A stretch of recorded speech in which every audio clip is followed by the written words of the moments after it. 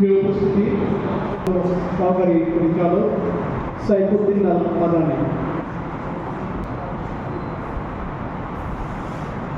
ধন্যবাদ।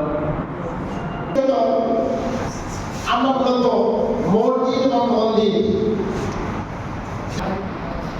আমি আমাদের এলাকায় যে কোনো একটা অন্যায় করার কারণে ছেলেকে ধরেছিলাম। ওকে বললাম যে আপনার সন্তান কেন রাত্রে 2টার সময় বাসায় আসে। সে বলল ছেলেটা রাজনীতি করে, মাদক কারবারি, মাদক সেবী এলাকার রাজনীতি সংস্থায় না থাকে এবং এদেরকে ধরা পড়ার পরে ছিল, এখন আলো বিশ্ববিদ্যালয়ে দাঁড়িয়ে গেছে। ব্যক্তির পক্ষে যদি সদিচ্ছা থাকে তাহলে প্রশাসন এই কাজটা করতে পারে।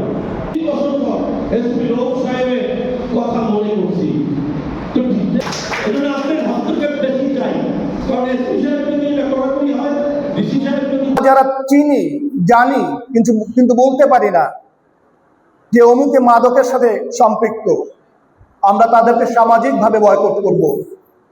2 পিস দিলে এই ইয়াবা গ্রেপ্তার করা দরকার নেই, বরঞ্চ ওদের রুহু শক্ত হচ্ছে।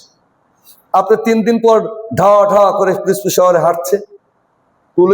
পুলিশরাই আমাকে বলেছে যে ভাই রাত 1:30টার সময় ইয়াবা সহ ধরলাম, পরের দিন আমাদের সামনে বইয়ে চা খায়, এটা আমার দরকারটা কি?